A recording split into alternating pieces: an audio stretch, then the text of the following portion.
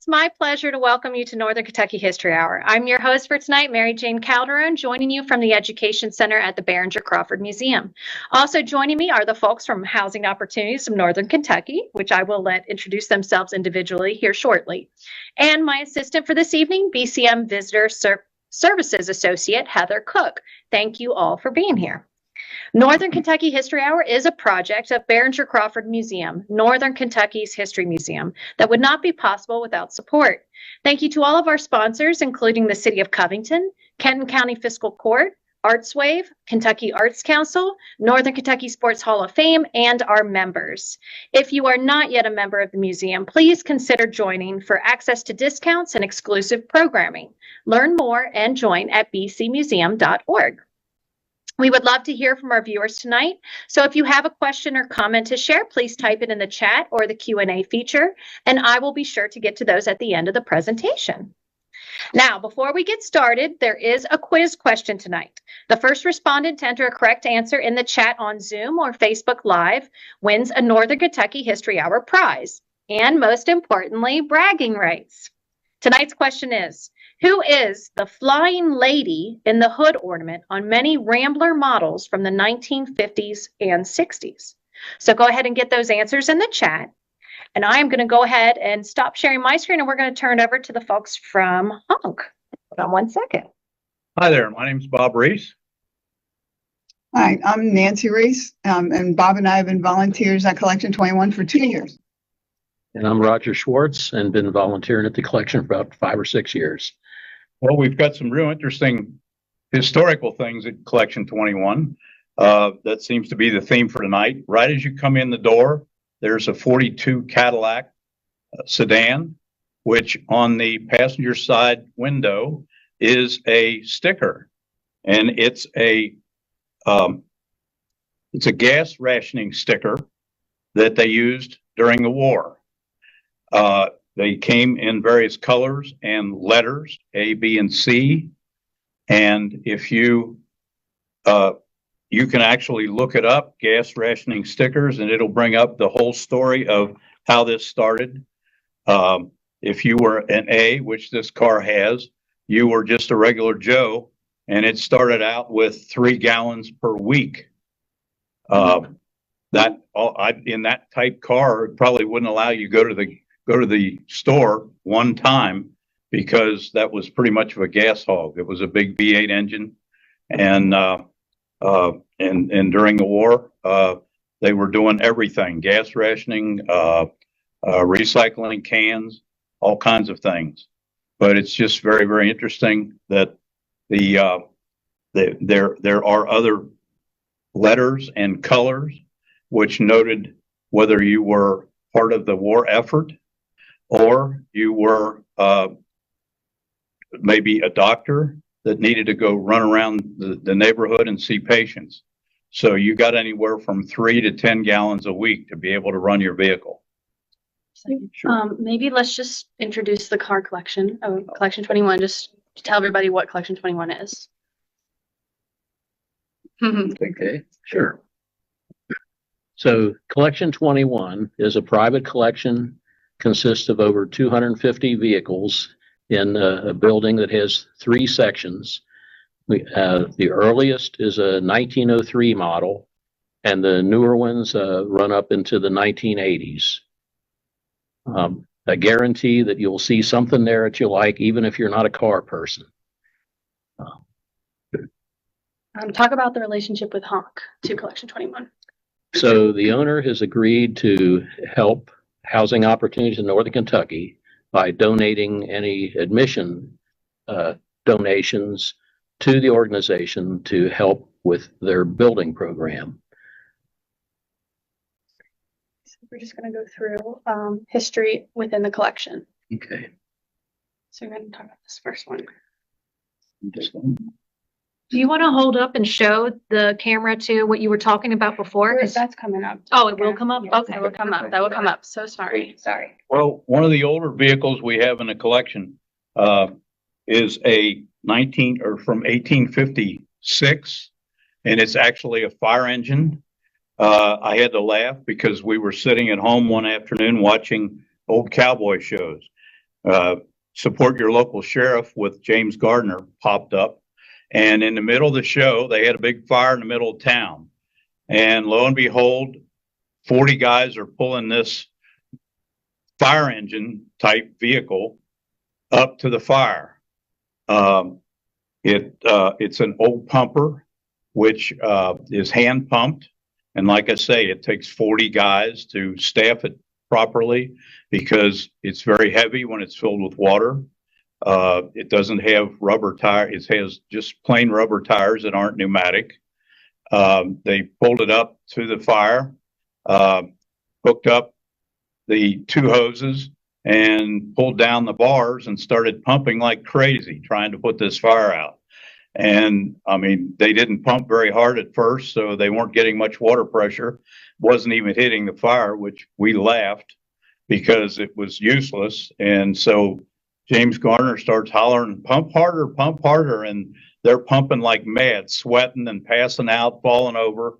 So it was a hilarious moment in the middle of this show, but it was very, very interesting to us. We both sat up and said, that's our fire engine. So it's amazing when you look at the historical value of this thing sitting in our garage. Like I say, 40 guys, and it was one of the earliest pumpers to be used to fight fires.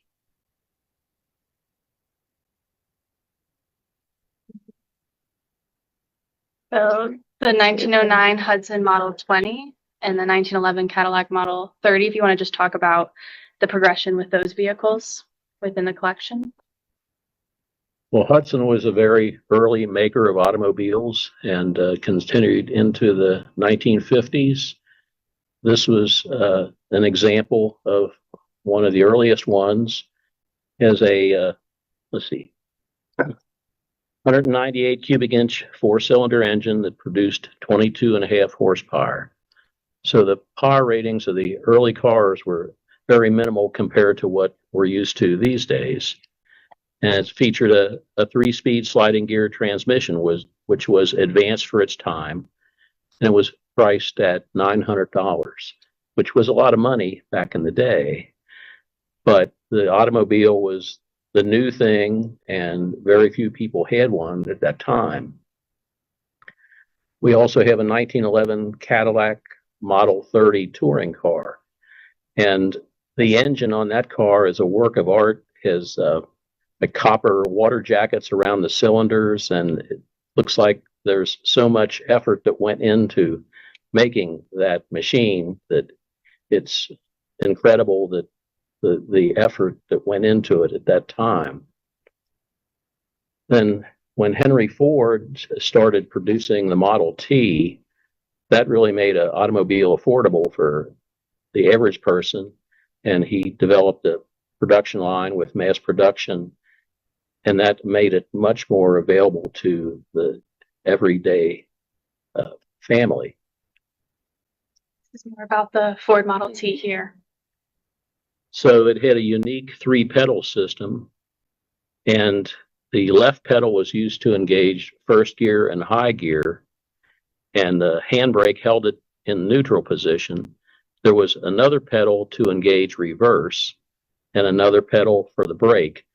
The throttle was a hand operation. And to someone used to a modern manual transmission car, it's really different.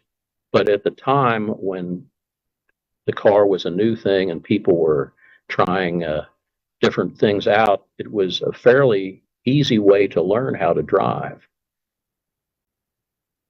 Rob, do you want to talk about the pressurized fuel tank at all? I know nothing about pressurized. We got to talk to Roger about that. We can go ahead and move on to the next. So the 3 luxury vehicles, Packard, Pierce Arrow, and Peerless. Can you see these in Collection 21? Yes. Yeah, the 3 Ps were Packard, Pierce Arrow, and Peerless, and they were top-of-the-line cars, and they had a great reputation. They were luxury cars that were way more expensive than what the average person could afford. And it's interesting to look back and try to imagine who drove these cars or who rode in them. the Peerless, for example, has a compartment in the rear seat for a top hat. So you figure, well, this had to be a high society person that would have something like that.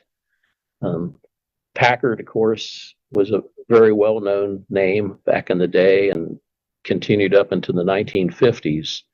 And they were considered top of the line among the different makes. The Packard featured a bar across the back of the front seat for blankets because the heaters were not that great at that time. So that was what you had to do if you went out motoring. The other thing that's cool about those cars was their hood ornament. They were like works of art, not simple like today's. And Packard used a loon, but it was funny how the loon morphed through the years. But yeah, a lot of people take pictures of their hood ornaments. Okay, so talk about the move to necessity for vehicles once the war, World War II started. Like what changes occurred within the automobile history or industry? Well, of course, during the war, a lot of production was shifted to defense materials, and automobile production stopped, I think, in 1942. Cars were really hard to get. People had to make do and make their old car last as long as possible. And of course, gasoline, like you were talking about, the rationing, and rubber was very hard to get. So the tires were very difficult to acquire. So it did change the way of life for a lot of people. So at the end of the war, cars were still in demand, but very few were available until the manufacturers were able to switch their production back to automobiles. And when they did, most of the designs were the pre-war designs because it would take time to engineer the newer things. It was a very different way of life than we are used to today. Use the gas ration. Oh, yeah. Back to the gas rationing. That again, if you look at the sticker on the corner of the window, that again is an A, that being the most common. So almost everybody had one of those, again, unless you were part of the war effort. They came in various shapes and sizes, colors primarily, so that they were easy to spot. But they went all the way up through, I believe, let's see, we have an A, B, C, D, E, R, and T, and a K. So a K was for VIPs, and they had unlimited amount of gas. The A's were obviously 3 gallons a week. Then after the war really got going, you only got 2 gallons a week. So think of today's cars where you could go on 2 gallons. That's pretty limiting. I don't know. I guess everybody walked a lot and got healthy. One thing that was interesting that I read recently was that B's went to people who would carpool to work. So you know, if you carpooled, you got more for that car anyway.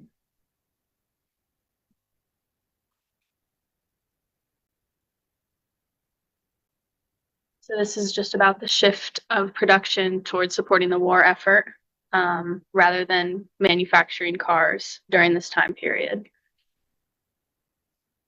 The other thing that happened during the war was scrap drives, and a lot of the older cars were sacrificed to be made into war material, and thus a lot of what we consider the classics today were recycled and made into something else, and made the accounts for the rarity of a lot of models today. Well, if you had a car on your last legs and you couldn't get gas for it anyway, that was a way to help the war effort, was donate your car, and you could turn a big hunk of steel into bullets or tanks or what have you. So talk a little bit about Crossley Motors and the history in the local area. Hal Crossley had the idea to make a small car would be popular with those seeking economy. And he was ahead of his time, and it was a very tiny car compared to the typical one on the market. It wasn't as successful as he had hoped because people were wanting a standard automobile for the most part. But it's part of local history. He was a resident of Cincinnati and very well known mostly for his making the radio more popular by offering a affordable model that he built. And then the automobile was another one of his ideas that he tried, and just ahead of its time, that didn't quite meet the expectations. But then years later, the compact cars and the foreign cars came into the market, and he would have felt right at home with that development. Crosley was a pretty unique guy. Obviously, he was an inventor. His brother helped him take a lot of his inventions and come to bring them to fruition and actually make them make money for the family. I always think of Crosley, the vehicles, as the early Volkswagen. Guys were coming home from the war. You could buy a Crosley for $325, oddly enough, in a hardware store. And you could drive it back and forth to work and wind up feeding your family. So it was pretty interesting. That was one of his inventions. We talked about the radio. He actually came up with a refrigerator, which replaced the block of ice in a cold box. And an interesting story in one of the books we read about Crosley was that his wife decided she needed some place to put little bottles in the refrigerator. So he came up with putting shelves on the inside of the door of this cold box, which he eventually called a shelvador refrigerator. So think of that every time you open your refrigerator today. The shelves were somewhat of an invention by Powell Crosley, and his early invention of the shelvador refrigerator. We have a couple of Crosley radios in the collection. And he made his first radio in 1921 when his son wanted a radio, and he said, it's too expensive, let's just build one. And then he said, well, this is pretty easy, let's just build them. And so in the couple of years later, he was the #1 radio manufacturer in the United States. To have programming on his radio, he started hiring performers that he would put on his radio, like live entertainment, which was not, the radios were mostly for news, and he had entertainers. So there were a lot of really famous entertainers that got their start at WLW. The other thing with WLW was he went to, I forget, it was the precursor to the FCC, and said, I want to broadcast further. And so he got licensed for way more kilowatts or whatever they were than any other radio station, to the point where he was able to broadcast over to Europe. The people that were fighting World War II, he was able to broadcast over there. And eventually the other radio stations said, well, this isn't right. It's not experimental anymore. He shouldn't have all this. The other thing with the war effort, because his cars were so compact, he tried to get the contract for like Jeep type vehicles that the U.S. took over to Europe. And he didn't win that. Bantam won that. And we don't have a Bantam like utility vehicle, but we do have a Bantam in the collection. So it's really cool that, here's another really like miniaturized vehicle. All right, so these are just some notable changes. Do you want to talk about the 1958 Packard? In 1958, Packard, I think, was struggling to compete with the big three, and they were trying to keep up with the styling trends, and they would take an existing body and add things such as the tail fins or the dual headlights that were popular at that time. But their budget didn't include complete redesigns like the big three were doing. But they were able to compete in their own way given their limited budget.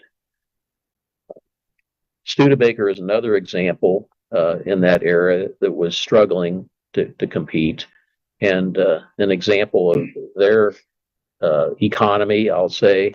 When they designed a new pickup truck, they used essentially the front portion of their passenger car design, the Lark, and instead of buying the tooling for an entire new pickup bed, they bought the tooling that Dodge truck used the previous year because it had similar lines to the cab of the car that they were using, and I think they had an agreement to provide spare parts to Dodge as part of the contract. So it worked out for them to stay within budget and produce a new model. And I guess you've got the Beetle on that slide, and around the mid 50s was when it started becoming somewhat popular in this country. I think the first one was introduced maybe in 1949. And ironically, although we were just talking about styling changes, it was unchanged for about 40 years, but they had a market, and they made the most of it to keep up with the trends. That reminds me of another thing with the collection of the 270 whatever vehicles we have. They're all American made except for 5. We have 2 Rolls Royce, we have 2 built in Canada, and we have a DeLorean, which was built in Ireland.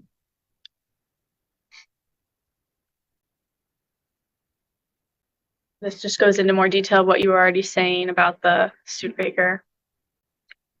Yeah, that was the Champ, and that was their idea to produce the new model in a cost-effective way, and it did the job for them at the time.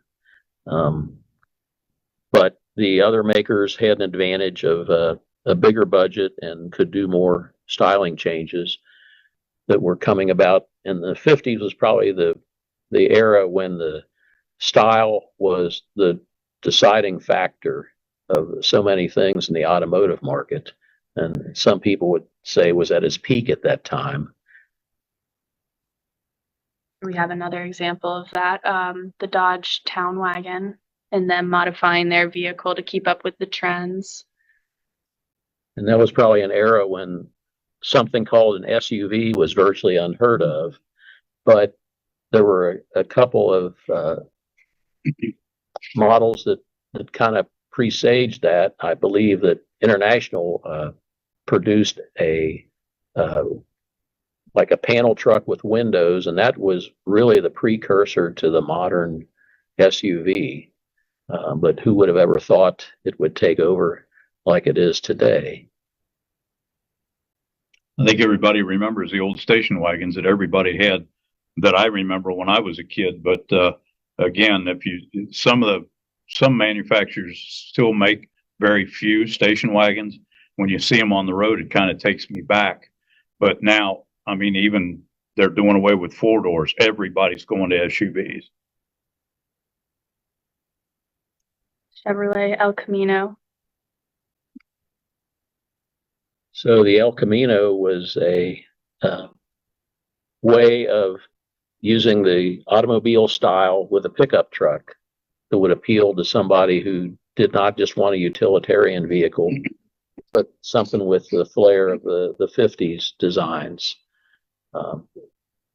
The Ford had a similar product, and I think they continued into maybe the 1970s or 80s with that model. And about that same time, the horsepower race came along. Muscle car became the thing that every young person wanted. The SS 396 was a pretty good example of that in the Chevelle line. We have a El Camino from I think it's a 70s model that has a 396, and that was kind of a unusual combination of a muscle car and the pickup that appealed to a certain audience. Yeah, I remember the El Camino, the body style. I mean, even Cadillac made a few of those. So that was rather odd to see something like a Cadillac, which everybody thinks is the car to go to, and they came out with an El Camino. So that was very odd looking. But again, with all the amenities on the inside and utilitarian rear end that you could haul stuff, just seemed an odd mix.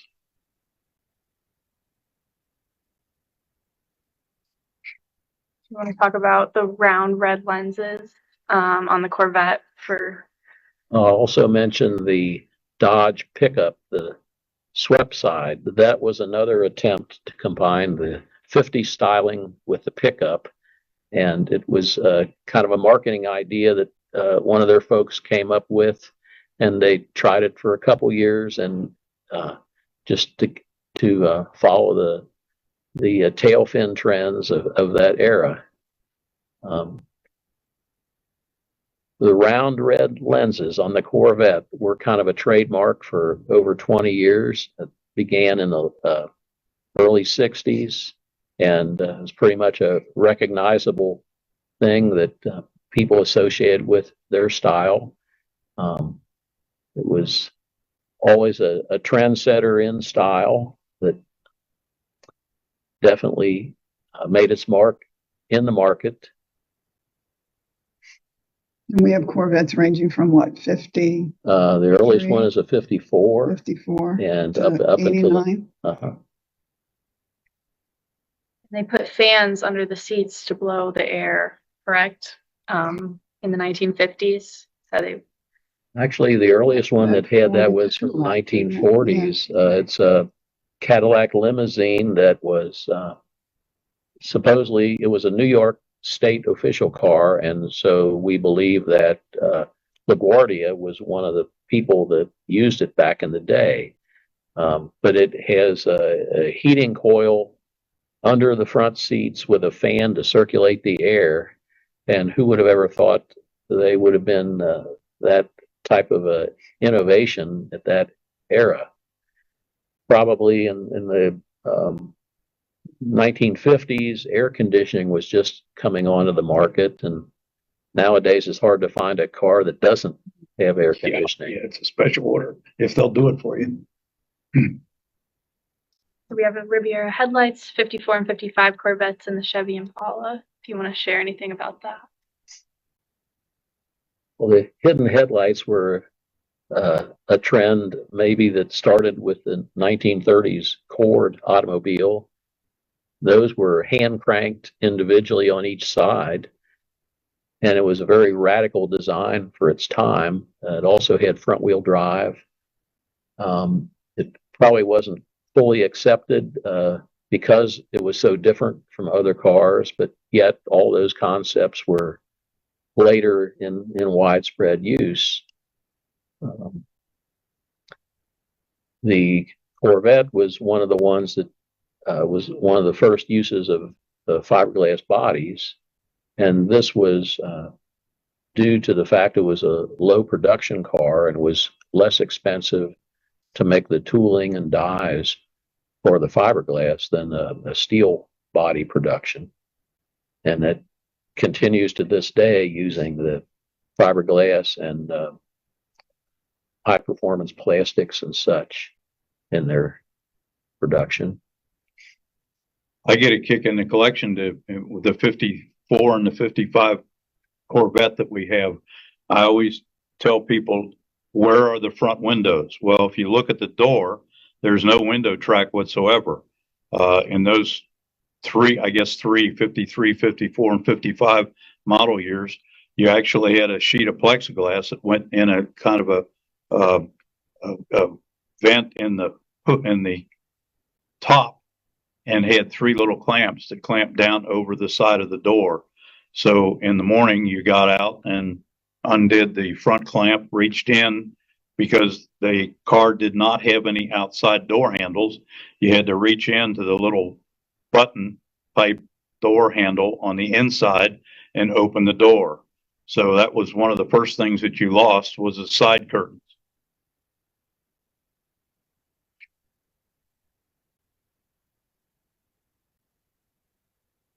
The interchangeability between the Chevrolet Pontiac and the Oldsmobile.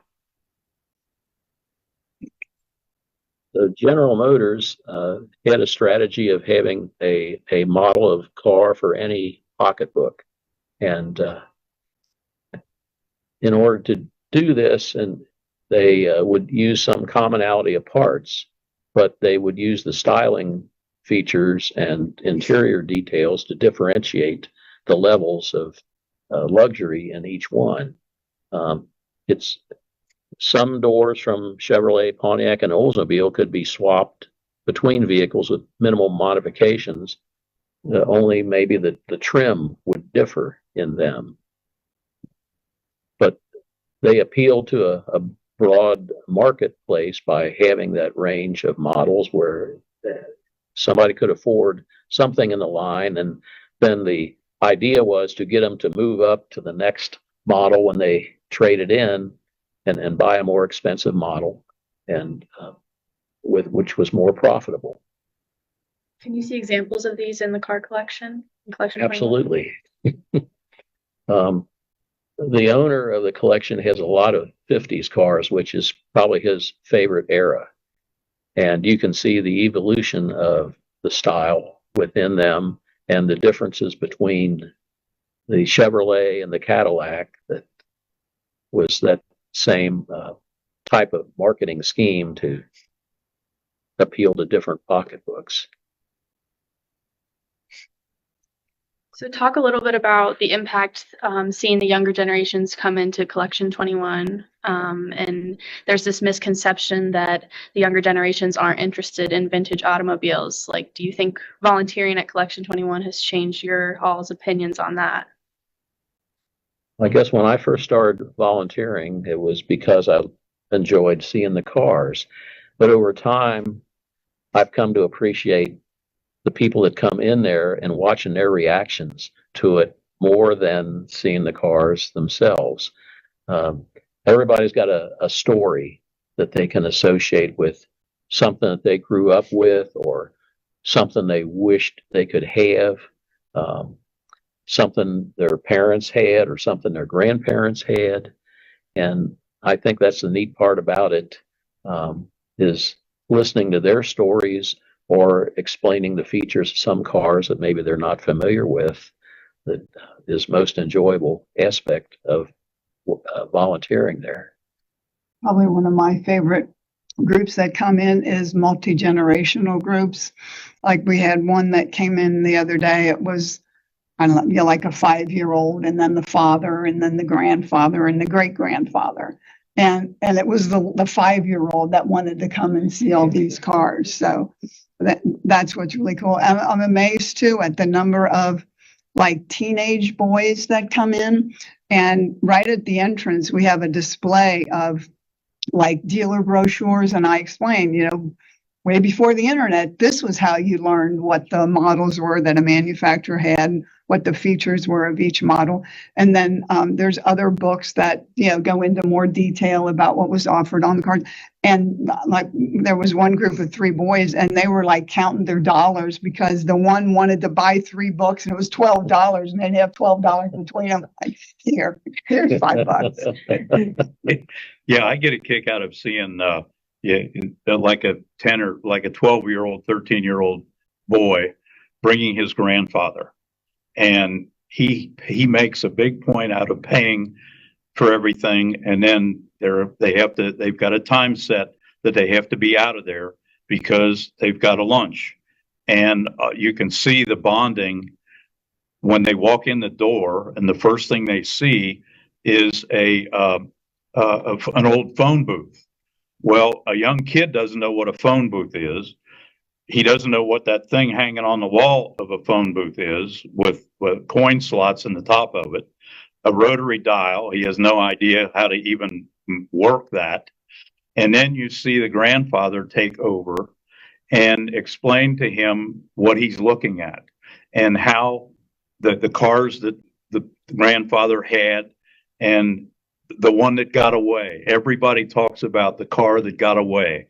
I wish I'd have had that, and I kept that, and maybe I got married and I sold it for $600 so we could have a nice wedding. And I just wish I would have had that car. And you see the stare from the wife thinking, well, if you still had that car, we probably wouldn't be married.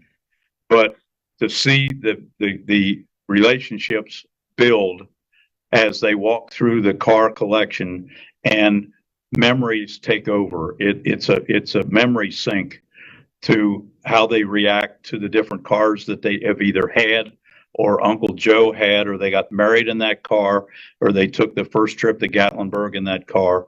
So it's amazing to see what happens daily in that collection with how those cars affect people and the combination of ages and how that gets affected. I find it really cool too when there's like there was a father and son that came in and did it, but there's also like a guy who's a mechanic who comes in fairly regularly, and they'll be standing, so like with the Corvettes, you know, you're looking at like 6 model years all in a row, and they're talking about every detailed nuance that happened. I'm like, I didn't even notice it, but oh my God, they know every little thing that changed year to year. It's really cool to watch. And you said that people come from all over to see. We had somebody from Switzerland on Saturday. Yeah. Wow, that's amazing. So, what is their impression? What do you think that they come to get this feel for American automotive history when they tour Collection 21? Well, we had 2 guys come in from Brazil, believe it or not, and they were in northern Kentucky. The one guy owned a construction company, and he couldn't get the government to allow him to buy equipment. And he was in northern Kentucky because in the building next door, the company was going out of business, and they had 3 cranes that they were selling. And he was in northern Kentucky to buy these cranes and have them shipped back so that he could use them in his company. And they saw through the windows the cars, and they came over out of curiosity to see what was going on after their business was concluded. And it was interesting to me to take them a personal tour and explain what he was looking at, some of which he was very familiar with, and some he had never seen before because of all the way from Brazil. So the one gentleman spoke no English, but he was the mechanic.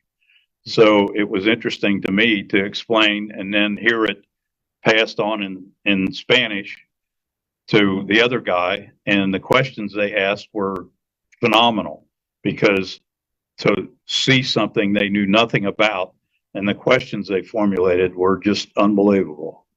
We have a lot of people from car clubs that come, and I love it when they say, we've been to a lot of museums, and this is the best one we've been to. It's like, oh, not that it's my collection, but thank you very much. I appreciate that. Okay, this is the answer. Oh, do you want me to? No, it's go ahead. So, Heather, why don't we go back to that trivia question? Do you want to read that trivia question? And did we have a winner? We did. So that question was, who is the flying lady in the hood ornament on many Rambler models from the 1950s and 60s? And that answer was Marjorie Petty, and our winner was Robert Noyes. So congratulations, Robert. Can you see this in the car collection?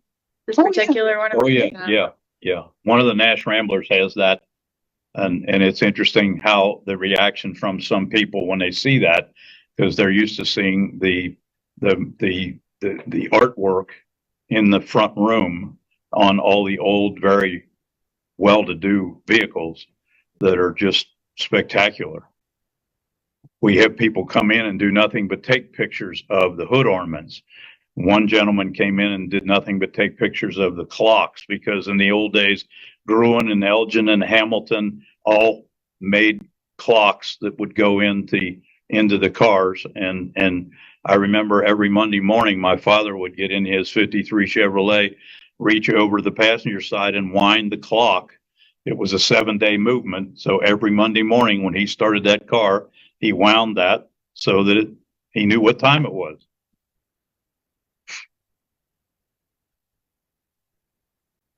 Want to share when people can come to the museum and again who it's benefiting? Okay. So the collection is open every Friday and Saturday from 10 a.m. to 4 p.m. We suggest the last entry at 3 because it actually, to really see the collection, it would take a couple of hours. Every vehicle has a placard describing it. You can't read every one. It take days. It's a suggested donation of $15, which goes to support housing opportunities in Northern Kentucky, which is a provider of housing to folks who cannot afford a conventional mortgage. And they really have done good work, been around this area since the early 1990s, I believe. And so not only are you seeing a great collection, but you're supporting a good cause by coming out. Now, Ainsley, do you want to go ahead and introduce yourself since you've been the other voice, helping out and doing an amazing job? Facilitating. Hi, everybody. My name's Ainsley McDougall. I'm the marketing manager at Housing Opportunities of Northern Kentucky. Thank you for tuning in and listening to this, or if you watch it later, thanks for viewing. And thank you to our volunteers who not only dedicate so much time basically every weekend you guys are out there, but also for doing this and sharing some of your knowledge about the automotive history and the kind of vehicles you can see in Collection 21. And you want to say a little bit about what Housing Opportunities of Northern Kentucky does? Housing Opportunities of Northern Kentucky, we're known also as HONK. People know us by that. When you come to Collection 21, you give $15 to enter. 100% of that is going to our organization, and we help low-income families and individuals achieve homeownership in Northern Kentucky. We use a lease-to-own model. It typically takes our clients 12 to 18 months to get through that, and a portion of their payment is set aside for when they actually have the mortgage on their house for their down payment. And we're also rehabbing the homes in Northern Kentucky, oftentimes homes that are up for foreclosure. So they're just in really bad condition a lot when we get these homes, and we'll fix them up and then put one of our clients in there and they become homeowners. So that's really awesome that this car collection helps our mission so greatly. It's one of our biggest fundraisers. So we're grateful for it.